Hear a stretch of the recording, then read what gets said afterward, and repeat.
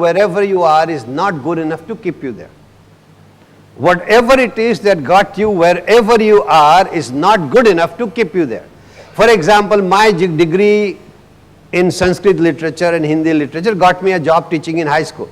But that was not good enough for me to keep me in that job, because I have to learn how to work with the students. If they don't like me and if I have indiscipline in the class, my contract will not be renewed. Muhammad Ali becomes the world heavyweight champion. He took the training, he fought, he did the sparring, won the match, he became a champion. But in order to retain the title, he still has to keep practicing, still has to keep fighting, still has to keep winning. So it's not good enough to keep you there. So in the same way, your degree or whatever got you the job in a corporate world, then you have to learn the intricacies of how the things operate in a thing. And right from there, you learn to do certain things in a certain way, so the bosses notice that you are doing it. But if you're non-assertive, generally it's not noticed, then you blame others that they are taking credit for it.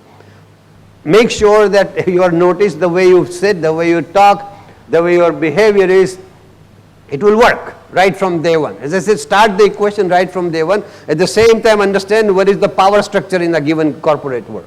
You know, in every company has a power structure. You become aware of it, how it works, what's the gossip channel, all these things you become aware, and then you learn how to work that system.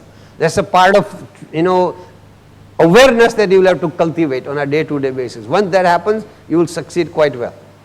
You say, well, I talk to you people and this humidifier has to be changed. That's right, yeah. And the guy keeps on pointing to the notice board at the behind. Right. So you have a battle between the Okay, in that case, you go to the higher authority than that person and talk to the person. Because sometimes the people, what is known as agent with limited authority, maybe does not have the authority to do this anyway, in which case he is just evading you, that if he doesn't have to live, then you don't have to worry about it. At that time, ask for who is the over him. I asked for 7 days from my boss, Yeah. which actually happened in my life. Yeah. And he says, the time has not come. I said, but I worked very hard. I have, the achievement there, that you appreciated it. Right. So he said, well, your time has not come. I said, well, you really commended it, and sometime in the past also, there's a precedence that, the promotions or extra additional benefits have been given to people. Your time has not come. So what do you do in this situation? The point is, he started the broken record. Your time is not come, your time is not come. Time is that, sir, then you have to think of other options. If the boss is the kind who is not appreciating your work, there are other options available in the world. There are other better bosses. Okay? So, their option is available. Okay, I think we'll take the last one. Good evening, sir. Good evening. Yes. Is that the last one? Yes. Amen. Let me pick one. So first off, pleasure attending your lecture.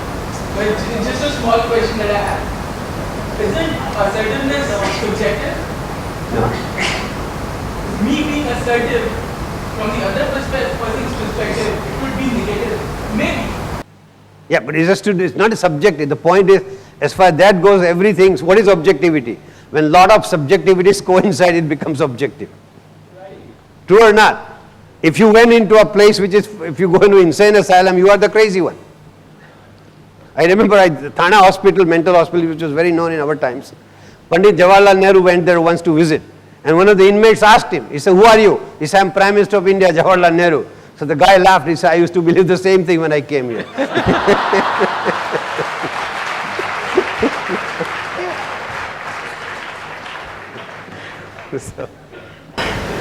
So the question is, how do we draw a line between being assertive and more aggressive? I may feel I am assertive, but my friends might feel I am more aggressive. As I say, line drawing is whether it's coming from rational perspective or emotional perspective. Moment you are emotional is either non-assertive or aggressive. When you are rational, you are assertive. So the litmus test is, are you rational and based on logic? So it might vary from people to people, right? Yeah, what is that? It might vary for different people. No, there are certain ways of saying things rationally, and there is emotion. Even your voice is emotional, then it's not rational. You might be saying the same sentence, but the way you say it, sorry. So you are supposedly being sorry, but you are saying it very aggressively. So it does not convey the meaning of sorry. So all this has to coincide to make it sound assertive and straightforward. You know, and anybody who understands, people will know that you are assertive or aggressive. They feel it. So don't worry about that part. When you are assertive, people will know. When you are aggressive, they will also know. Okay. Yes, sir. The last question. So, When Lord Louis Mountbatten of Burma was sent lost voyager to India, he was told by the British explorers, only one man you have to be afraid of, Sardar Vallabhbhai Patel. yeah. Watch out.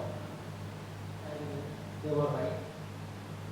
And one Englishman, with a very good sense of humor in English people and Punjabis. Right. And he asked me, you come from the United States of America? I said, no, I come from the United States of India. He said, since when have you become united?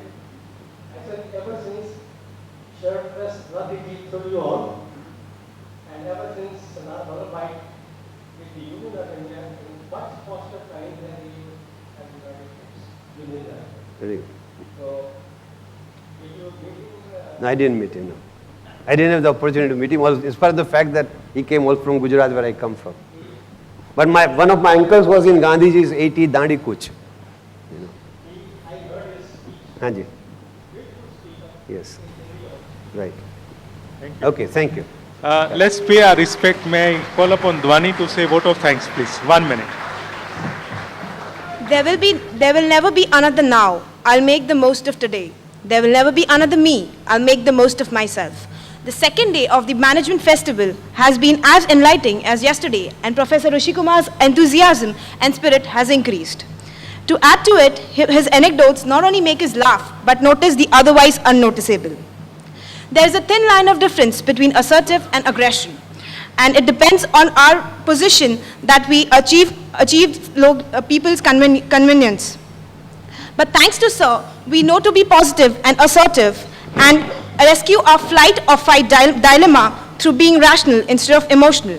Assertiveness requires certain important things like action, rational thinking, integrity, and so on. So on behalf of BMA and NL Dalmia Institute of Management Studies and Research, I extend my gratitude towards Sir for giving us such insightful talk on assertiveness and knowledge and sharing some precious knowledge. Also, I thank the audience for being such a supportive one. We are also looking forward for him tomorrow because the topic for tomorrow is programming your subconscious for success. Also, there is one full-day seminar on stress management on 22nd September 2006 at West End Hotel by Professor Rooshikumar Pandya. You all can contact the people standing at the registration counter for any further details. Also, the Dalmia students have to wait. We have some important work. Thank you so much.